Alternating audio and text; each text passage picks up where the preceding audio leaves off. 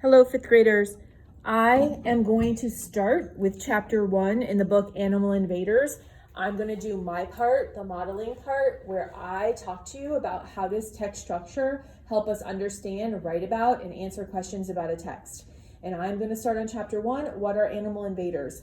The text structure that I'm going to use for this part is description.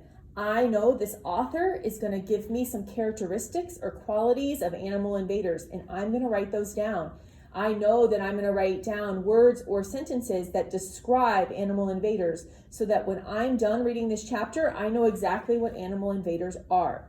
Please make sure you have a paper and pencil. I know that you can't read the text with me. You're going to have to listen to me read, and then I understand you can't see my notes. I'll take a picture of them and I'll make sure that I post them and you'll be able to see them after the fact. But please follow along with me. Write down what I write down. I will tell you what I'm thinking. You write that down too, because in the second part of this chapter, you're going to have some work to do on habitats. Okay, what are animal invaders? Wooden crates from China arrive at a busy warehouse in the United States. Workers are so busy unpacking the materials that they do not notice a black beetle peeking out from one of the crates. The beetle scurries across the floor and underneath the warehouse door. Sugarcane farmers in Hawaii have a problem with insects eating their crops. The farmers import the cane toad from South America to eat the insects. The toads grow very large and breed rapidly. They are poisonous to anything that tries to eat them. Now the cane toads are the real pests. These are examples of animal invaders. Okay, so boys and girls, I put on my chart, animal invaders. I have that in a box. And then on the side, one thing about animal invaders is they come from other parts of the world. So animal invaders are species that were living in one part and now they're living in another part of the world. The second thing I wrote down is people may not know that they are traveling on boats or planes. Sometimes people don't know that they're there. And then other times, this is the third thing that I wrote, some animals were used to solve a problem. So sometimes people transport animals to different parts of the world on purpose. And sometimes people transport animals to different parts of the world on accident. They don't know that it's happening. The species has hidden somewhere and nobody really knows that it's going to happen. Okay, so I have 3 characteristics on your animal invaders and I'm going to keep going on my last paragraph here. These are examples of animal invaders. The animals are brought to a new environment. Sometimes they are brought accidentally and sometimes on purpose. We added both of those things to our chart. Sometimes it was an accident, sometimes on purpose. These animals have invaded parts of the United States. They have caused problems in their new habitats. They have become invasive species. So, non-native animals, we're going to start talking about habitat homes on the next page, native versus invaders. All right, here we go with our next page. A habitat is the natural environment where an animal lives. The habitat provides everything the animal needs to survive. This includes food, water, and shelter. Most animals adapt to the habitat in which they live. This means they have the characteristics they need to survive there. For example, camels have long eyelashes to protect their eyes from the blowing dirt and sand in the deserts where they live. Because most animals are specifically adapted to their habitats, they are not usually able to survive in a completely different environment. We've discussed animal adaptations. We know that for animals to survive and thrive, they have to be able to get along in their environment. They have to have what they need, food, water, and shelter. So we have discussed how animals adapt to their environment. If the environment is not good for an animal, they will not be able to live there. Okay? Look at the next paragraph. We're going to start with native animals. Native animals are animals that existed in their habitats before the arrival of humans. Non-native animals are animals that have been brought to a new location. So here I added this to my chart. Non-native animals came from somewhere else. They were not born there. They did not live there for their whole entire lives.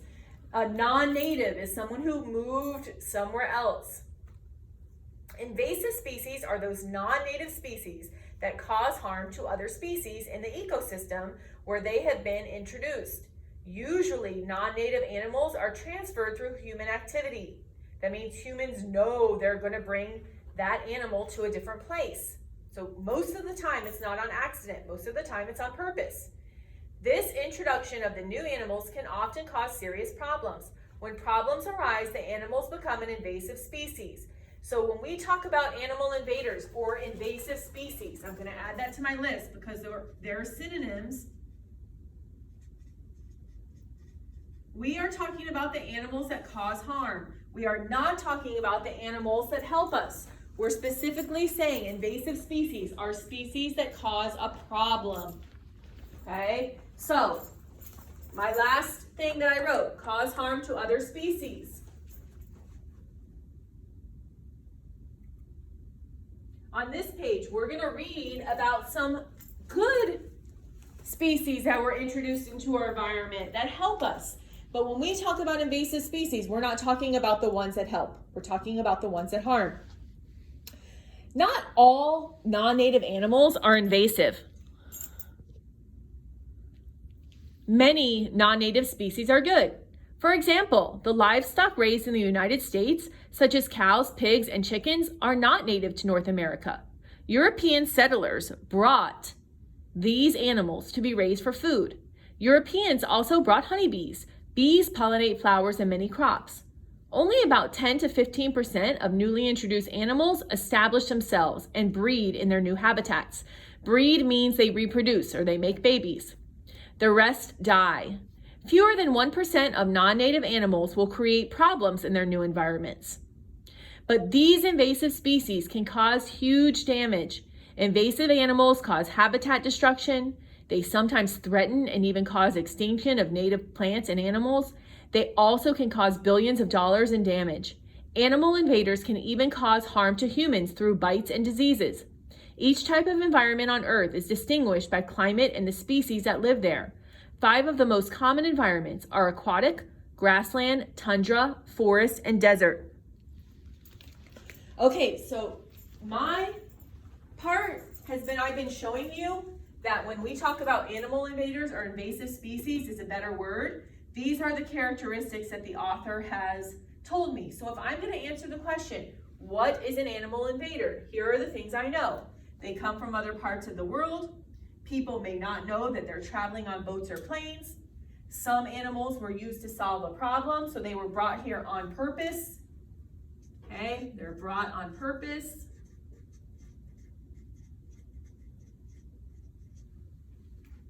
Non-native animals came from somewhere else, another part of the world or another country. And when I talk about invasive species, these are species that cause harm to other species. They don't just blend in, they cause a problem. The next part of the book describes ecosystems. This probably isn't the first time that you've seen this. This is the part where you're going to practice. So with your paper and your pencil, you're going to write down aquatic habitat. Here's aquatic habitats right here. You're going to be looking for characteristics of aquatic habitats so that you can describe an aquatic habitat. If I were to ask you the question, what is an aquatic habitat, you would be able to tell me. So like at the very beginning, we're going to say aquatic environments can be seawater or freshwater. Well, one thing about seawater is we know that it's salt water. Okay? So you can put in your characteristics salt water, which is seawater, or fresh water. That's a lake or an ocean. You need to write that down. So with your paper and your pencil, you're going to go through the next habitats: aquatic habitats, grasslands, tundra, forests, and deserts. That's your part. Go ahead and make your list with your paper and pencil and read each one of those and write down the characteristics.